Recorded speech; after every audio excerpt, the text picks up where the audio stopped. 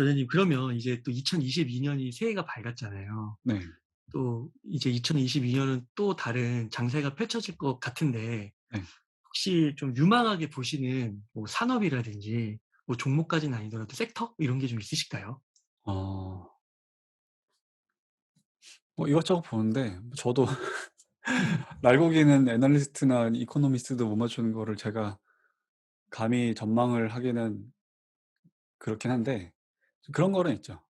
제가 보는 쪽에서 '아 이제는 더 나빠지긴 힘들 것 같은데?' 그런 섹터들은 몇 개 있긴 있어요. 음. 이제 그런 경우에는 주로 1년 이상 보유할 각오를 하면은 어렵지 않게 수익을 낼 수 있는 것 같고요. 어. 오히려 1년 기다리는 게 힘들어요. 아 어. 진짜로 저도 어. 그런데 사람들이 1년 뒤쯤 되면 좋아지겠는데?'라는 거를 굉장히 상식적으로 판단을 할 수 있으면서도 1 년을 못 기다리는 경우가 많아요. 뭐 그런 정도로 보면은 일단은 건설 건자재 이런 쪽은 좀 좋게 보고요.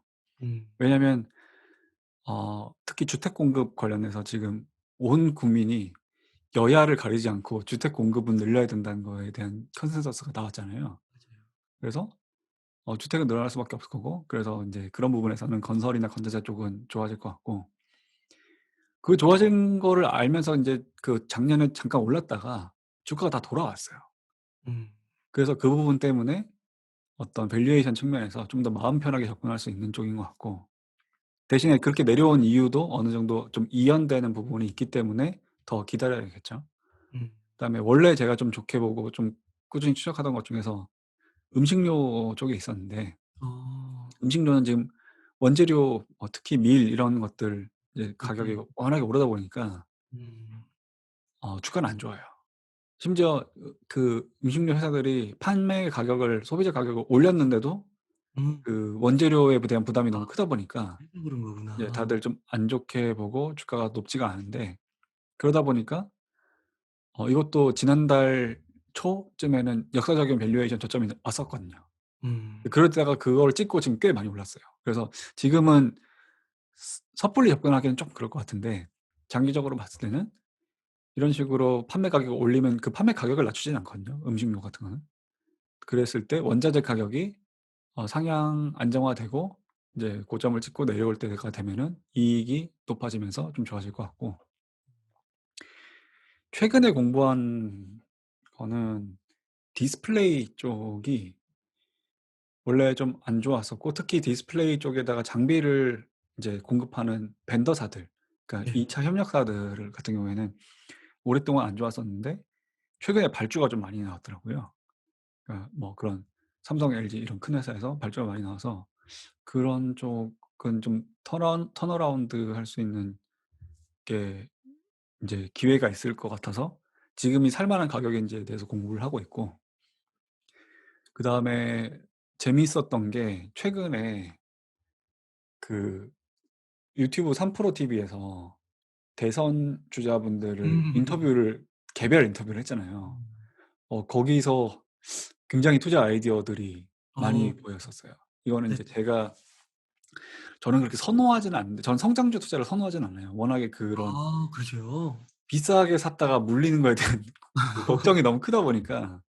근데 어. 인제 그래도 성장주 쪽은 특히 초보이신 분들은 너무 싼 주식들, 그러니까 좀 흔히 얘기하는 전통적인 가치주만 찾는 것보다는 음. 오히려 성장주도 같이 보면서 가면은 더 편견이 안 생기는 것 같거든요.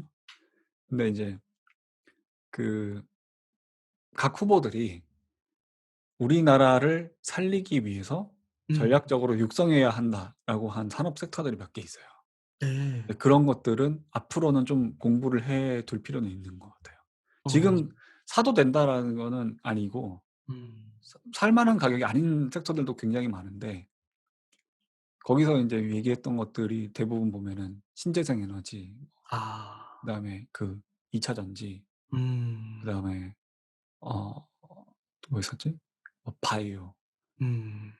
그다음에 클라우드, 디지털 트랜스포메이션 그런 쪽도 있었던 것 같고, 그런 몇 개를 언급을 했는데, 그런 쪽들을 정부에서 밀어주겠다고 이렇게 각 후보들이 이야기를 한 거예요. 음. 그리고 거기서 좀 공통되는 뭐 섹터들도 있었거든요. 근데 그런 것들은 정부에서 밀어주는 거는 뭐 더 나빠질 이유는 없을 것 같아요. 네. 대신에 그쪽 섹터들이 지금 다 좋아하고 다 이미 음. 소문난 잔치로 몰려가 있는 쪽이다 보니까 음. 사는 거는 이제 조심하긴 해야죠. 음. 쪼금이라도 조정받았을 때 사야 될 것 같고 음. 가능하면은 좀 그런 쪽은 장기적으로 밀어줄 거기 때문에 장기 보유할 각오를 하고 이제 들어가야 될 것 같아요. 어. 아 저자님께서는 성장주보다는 뭐 가치주로 네. 분류를 한다면 그런 쪽을 더 선호하시는 거예요? 예 이건 그냥 개인 선호예요. 예. 어. 그러시군요. 그러면 그 가치주에도 보면은 그 가치주가 제가 정의가 잘 명확하진 않아서 제가 잘 모르는데 네. 뭐 그 안에 뭐 배당주도 있을 수 있고 네. 책에서 막 그 회생주, 아 네. 자산주 이런 것들을 언급해 주셨잖아요. 네. 그런 게 가치주에 좀 들어갈 수 있는 건가요? 어 사실 그 제가 이제 네 가지 투자 그러니까 종목군을 나눴는데 각자가 좀 각각의 성향을 섞어서 가지고 있어요. 뭐 예를 음. 들어서 성장주인데 배당도 꾸준히 주면서 배당금이 올라가는 경우도 있고 혹은 배당을 주는 전통 산업인데 이 산업 자체가 크게 턴어라운드 하면서 회생주의 그런 어떤 가능성이 보이는 경우도 있고 좀 섞여 있는데 전반적으로 이제 제가 책에서 구분한 거에서 배당주 그다음에 회생주 자산주 이런 것들은 당장의 밸류에이션으로 보면은 성장주들에 비해서는 PER이나 PBR이 낮은 편이에요. 음. 성장주 같은 경우에는 PER, PBR이 어 객관적으로 봐도 너무 비싸 보이더라도 성장률 때문에 어떤 투자자들의 수급이 이제 모이면서 네. 꾸준히 그 고밸류를 유지를 하는 그 기업들이거든요. 그래서 어 성장주는 투자를 할 때 사실은 그 밸류에이션 자체보다는 성장률의 유지가 더 중요한 것 같아요. 어. 영업이익이나 매출액이 성장하는 매해 몇 프로씩 성장하고 있다. 그러면 그 오르는 성장률이 유지가 되는지. 그게 유지가 안 되면은 사실 성장주는 그때부터 음. 고점 찍고 사람들을 이렇게 피말리게 하는 경우가 되게 많거든요. 아까 막 그래서 퍼 그런 50씩 되고 막 이러더라고요. 네네. 그런 성장률을 꾸준히 보는 게 중요한 것 같고 그다음에 그 외에 그 전통적인 가치주라고 하는 경우에는 음. 오히려 반대로 어떤 회생의 신호 그러니까 지금보다 앞으로 단기적인 중단기적인 미래가 업황이 더 좋아질 것이다. 그 업황의 계산을 좀 잘 봐야 되는 것 같아요. 업황. 예. 아. 그리고 결국에는 둘 다 뜻은 비슷한 거죠. 기업이 앞으로 그 미래에 지금보다 돈을 더 잘 벌 것이라는 그 믿음이 생겨야지 투자를 할 수 있는 것 같아요. 음. 네. 그 그건 또 어떻게 생각하세요? 그 돈을 잘 벌더라도 주가가 안 오르는 경우도 있지 않나요? 많아요. 그거는 어떻게 봐야 돼요? 그게 그 사람들이 그때 이미 다 떨려 나가요. 어. 그러고 진짜 갑자기 말도 안 되는 큰 상승이 오는 그 구간을 놓치거든요. 음. 그래서 사실 그거는 좀 운도 따라줘야 돼요. 그러니까 내가 산 게 바로 오르는 거는 진짜 운이 필요한 것 같고 어느 정도 돈을 잘 벌고 있다는 거는 사실은 그냥 한두 분기 가지고 되는 게 아니라 꾸준히 트래킹을 음. 하면서 '아 이 회사가 경쟁력 있게 돈을 잘 벌고 있다는 거를 좀 시간을 걸쳐서 확신하게 되잖아요. 그런데도 주가가 안 가는 경우가 많거든요. 근데 그럴 때는 계속해서 인제 체크를 하면서 기다려야죠. 음. 기다리다 보면은 주로 그 해의 주가 상승이 항상 그런 식이에요. 음. 단기적으로 큰 상승이 일어나는 그런 섹터들은 항상 돌고 돌거든요. 특정 음. 섹터가 와 이렇게 해서 올려 놓으면은 거기서 차익 실현하는 사람들이 다음에 아. 뭐 사야 되는지를 또 몰려가요. 그래서 특히 인제 최근 2년 정도 그 코로나 이후의 장세들은 이 섹터 순환매라고 이야기를 하는데 아. 한쪽이 좋아졌다가 금방 식고 다른 쪽이 또 막 좋아졌다가 그렇게 음. 되잖아요. 음. 그래서 인제 내가 생각하기에 돈을 잘 벌고 앞으로 계속 좋아질 거라고 하는 기업은 그런 순환매적인 수급적인 측면에서 내 차례가 올 때까지 반드시 기다릴 수 있어야 돼요. 음. 그거 못 기다리면 아무리 공부 열심히 해도 돈 절대로 못 벌어요. 아. 자기 차례를 기다리고 남들이 막 잘 되고 있을 때 흔들리지 않는 게 투자에서 꽤 중요한 덕목 중에 하나라고 생각해요. 아. 그거를 다 이렇게 쫓아다닐 수는 없는 거죠, 현실적으로. 뭐 진짜 잘하는 분 쫓아다니겠죠. 근데 어. 그거는 진짜 10년 넘게 투자하신 분들의 이야기인 것 같고요. 그 음. 중에서도 진짜 자기 스타일이 굉장히 단기적이고 잘 찾아내는 되게 음. 선택받은 분들 그런 분들 음. 이야기인 것 같고 네. 그런 게 아닌데 적어도 내가 투자 시작한 지 얼마 되지 않았는데 '그렇게 하겠다.' 행운을 빌겠습니다. 안 돼요. 그렇게 못 해요. 예. 음. 내가 여태까지 살아온 인생을 봤을 때 내가 남들보다 천재성을 발휘했고 정말 선택받은 인재라는 생각이 안 들면은 음. 함부로 그렇게 안 하는 게 좋을 것 같아요. 어. 오히려 기다리는 네. 길목에서 기다리는 그런 네. 투자. 길목에서 자기 차례 기다리기만 해도 1 년에 한두 번은 큰돈 벌고 음. 그걸로 그해 수익률은 충분히 만들어지거든요. 네. 네. 그러니까. 아. 그러면 그 저자님께서 아까 그 성장주 얘기해 주실 때 네. 아무래도 우리나라에서 좀 그 국민 많은 대다수 분들이 가지고 계신 주식이 네. 그리고 항상 그 유튜브 조회수도 높은 게 삼성전자, 네이버, 카카오 요게 빠질 수가 없더라고요. 네. 요런 거를 그러면은 그 작가님께서는 좀 투자를 많이 하시지는 않는 것인가요? 삼성전자는 제가 한 번씩 투자를 하고요. 어. 네이버, 카카오는 음. 저의 아픈 손가락이에요. 아 그러세요? 항상 좋게 봤는데 항상 비싸게 봐 가지고 항상 투자를 못 어. 했어요. 어. 근데 인제 지나고 나서 제가 생각해 보니까 네. 네이버, 카카오의 어떤 숨겨진 밸류에이션 포인트 중에서 하나를 놓쳤던 거예요. 음. 근데 예를 들어서 장부로 보면은 밸류에이션 상으로는 꽤 높거든요. 근데 꾸준히 성장을 보여 왔고 그래서 그거에 대한 어떤 대가로 주가가 상승을 해 왔는데 제가 못 본 부분은 인재에 대한 부분이었어요. 인제. 예. 왜냐면 제가 삼성전자를 다녔었는데 제가 삼성전자 한 10년 전에 다녔었나? 그 무렵에 연봉을 맞춰 주고 이직할 수 있는 데가 네이버, 카카오밖에 없었어요. 어. 그러니까 그 무렵에 비슷하게 연봉을 맞춰주는 IT 기업이 네이버, 카카오밖에 없었고 그래서 그런 쪽으로 이제 실력 있는 분들이 많이 이직을 어. 했는데 그거를 제가 놓친 거죠. 왜냐하면 인재라는 부분은 인제. 단순히 숫자로 이렇게 그러니까 주식적으로 분석을 하면서 볼 수 있는 부분이 아니거든요. 음. 근데 그런 사람들이 모여서 시너지를 내고 성과를 발휘했을 때 그게 좀 더 한 템포 늦춰져서 어떤 주가의 퍼포먼스로 발현이 된다는 거를 좀 늦게 음. 깨달았죠. 어. 그쵸. 그 또 네. 회사를 결국 끌고 가는 거는 사람들이니까. 네. 아. 카카오는 진짜 음. 카카오가 시가총액이 5 조일 때 제가 블로그에 썼더라고요. 한 음. 4-5년 전인가? 그랬는데 "카카오가 시총이 5 조라고? 너무 비싼 거 아닌가?" 막 이렇게 썼더라고요. 근데 지금 카카오 시총이 50 조가 넘거든요. 조정을 받았는데도 54 조인가 막 그래요. 그러니까 그건 제가 완전히 놓친 거죠. 음. 그러면 좀 앞으로는 좀 어떻게 보세요? 앞으로요? 네. 좋겠죠. 예. 네. 왠지 근데 이게 약간 개인 성향 차이 어. 때문에 그 주식 특정 종목과의 궁합도 있거든요. 음. 카카오는 앞으로도 그럴 것 같아요. 음. 네이버는 잘 모르겠는데 카카오 같은 경우에는 저는 앞으로도 그럴 것 같아요. '아 이렇게 이거 되게 좋은 회사인데 근데 너무 비싼데 내가 이거를 사도 될까?' 막 고민하다가 '또 올랐네. 이제 더 올랐으니까 난 안 사.' 이런 계속해서 자기 자신과의 그런 슬픈 대화를 나누면서 계속 놓치는 기업이 아닐까라고 생각을 합니다. 어. 예. 근데 어쨌든 지금 당장은 살 생각은 없어요.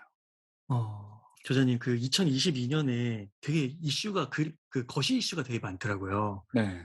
테이퍼링, 금리 상승 그러면서 이제 현금 보유량을 늘리라는 그런 영상들도 이제 많은 것 같고 네. 이런 거시 변수들을 좀 맞닥뜨릴 때 저자님께서는 어떻게 좀 다루세요? 저는 안 다룹니다. 안 다루세요? 안 봐요. 아 그러세요? 예. 그리고 특히 초보 투자자인 분들은 네. 그거 보지 말라고 말씀드려요. 어. 그러니까 그 일단은 적중률에 문제가 있고요. 그런 전문가들 엄청 공부 많이 하신 이코노미스트 이런 분들도 항상 못 맞춰요. 그러니까 매번 틀린다는 게 아니라 음. 틀릴 때도 있고 맞을 때도 있는데 그 확률이 그러니까 적중 확률이 그렇게 높지는 않아요.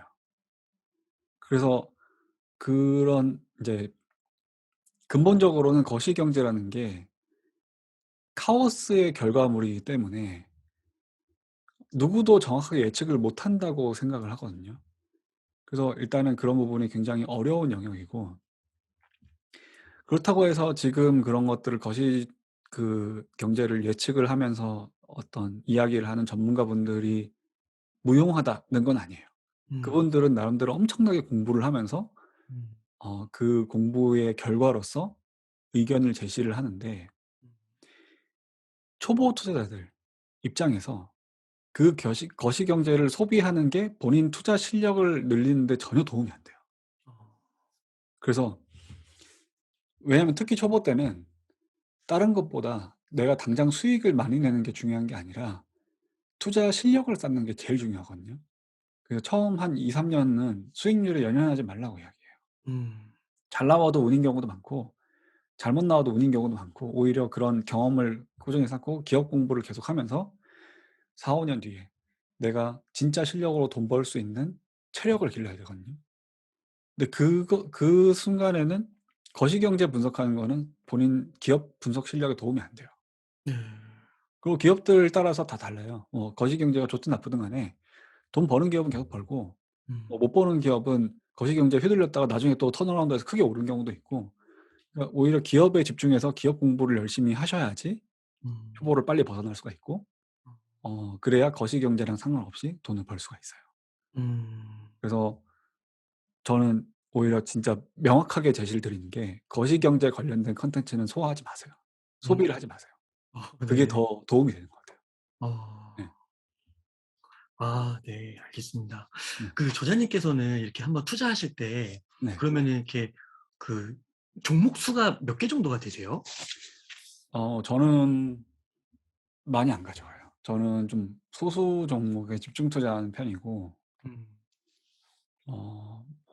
적을 때는 한 2개 정도만 갖고 있는 경우도 있고, 아 그러세요? 많아도 5 개를 넘지는 않아요. 어. 근데 처음 시작하시는 분들, 이게 제가 책에 아마 적어 놨을 텐데, 처음 시작하시는 분들도 저는 추천드리는 보유 종목 수는 5 개에서 여덟 개 그 정도예요. 음. 10개 넘어가고 20개 넘어가면 문제가 뭐냐면 그 하나하나를 깊게 공부를 안 해요, 너무 많으니까.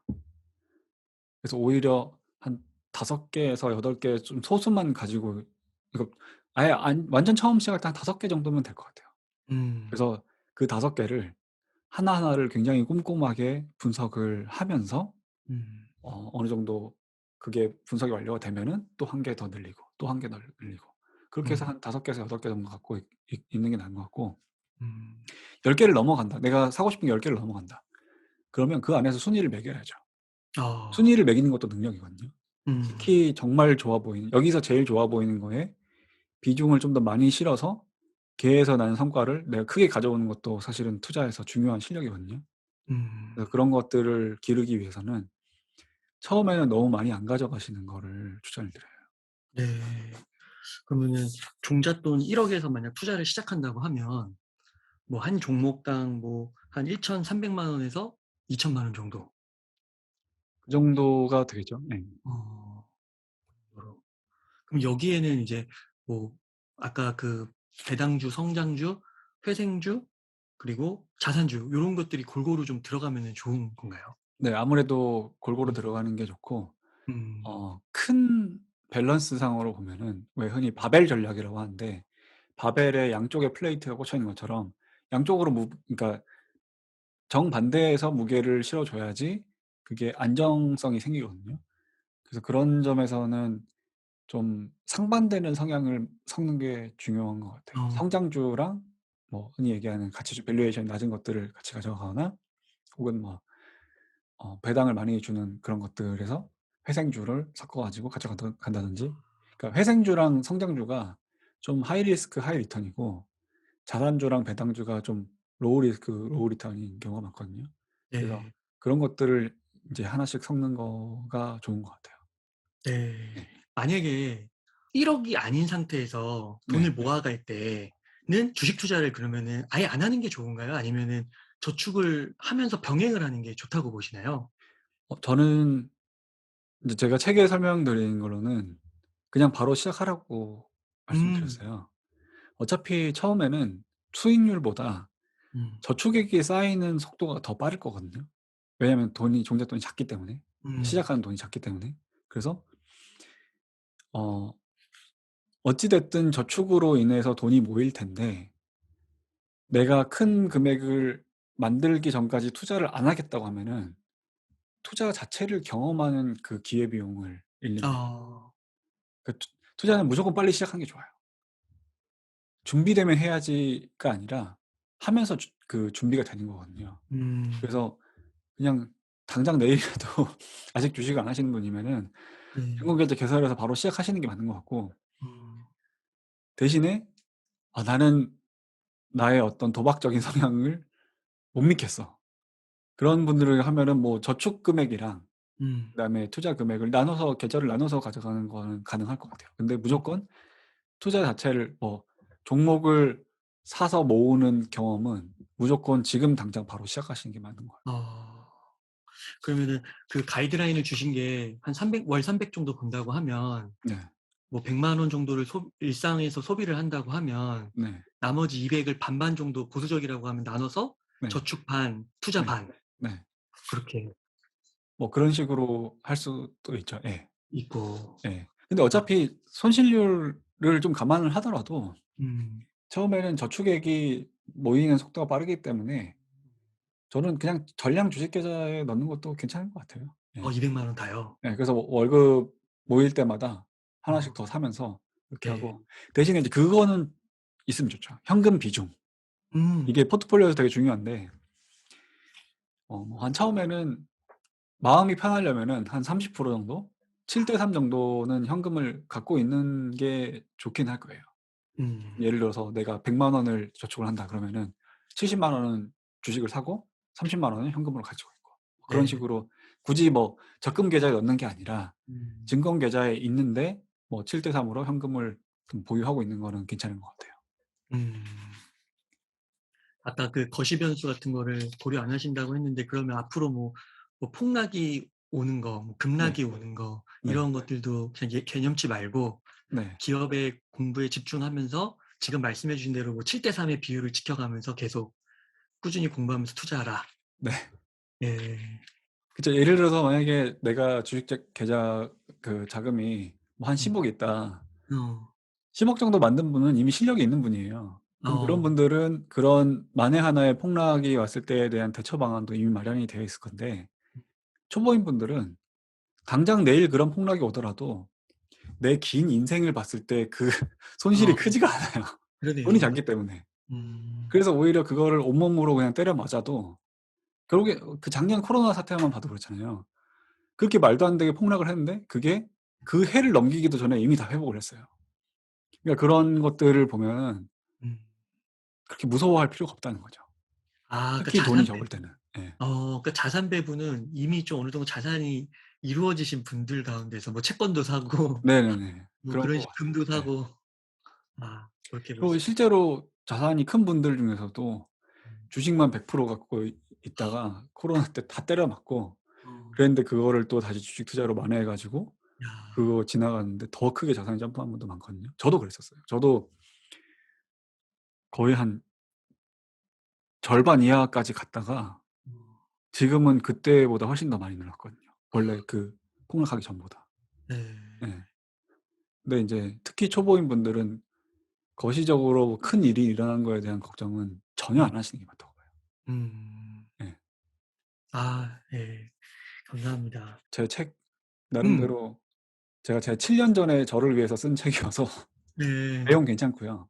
근데 네. 인제 책을 읽어 본 분들이 피드백을 준 거에서 제가 좀 인상적이었던 게 실제 주식 투자하는 방법론에 대한 부분 말고 맨 처음에 좀 마인드셋 관련된 부분 그 주식 투자 시작하기 전에 대한 부분을 쓴 거를 좋아하시는 분들이 되게 많더라고요. 음. 거기서 약간 생각의 틀이 바뀌었다고 얘기하시는 분들이 많아서 음. 그 부분은 저는 꼭 읽어 보시라고 추천을 드리고요.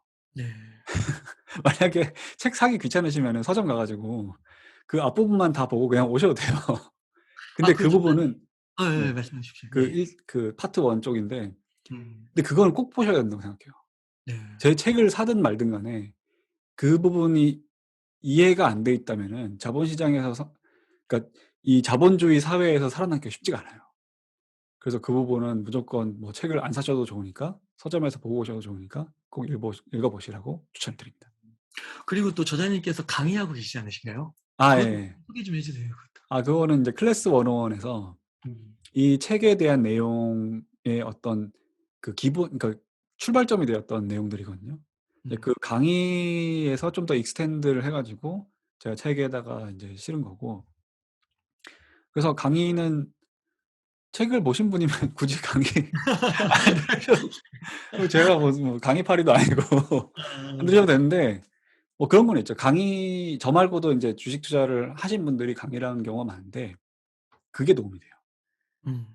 어 실제로 투자한 사람들의 이야기를 듣는 게 분명히 도움이 되는 건 있어요. 그래서 그런 부분이 좀 아쉬웠던 분이라고 하면은 그 강의도 클래스 101 이라는 플랫폼에 제 강의가 있는데 그런 것도 참고해 보시면 좋을 것 같고, 인제 그런 그쪽에선 질문 답변도 하고 있으니까 받고 있으니까 그런 것도 활용하실 수 있을 것 같습니다. 아 네. 아 저자님 바쁘신데요. 네. 이렇게 긴 시간 내 주셔서 인터뷰에 응해 주셔서 너무 감사드립니다. 아유, 불러 주셔서 감사하죠. 예. 아유 아닙니다.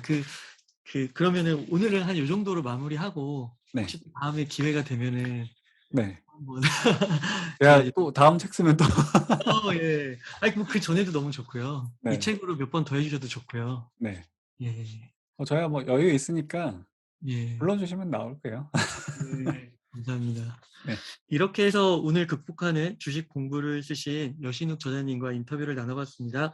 긴 시간 동안 유익한 인사이트 많이 나눠 주셔서 감사의 말씀드립니다. 오늘 고생 많으셨습니다. 네. 감사합니다.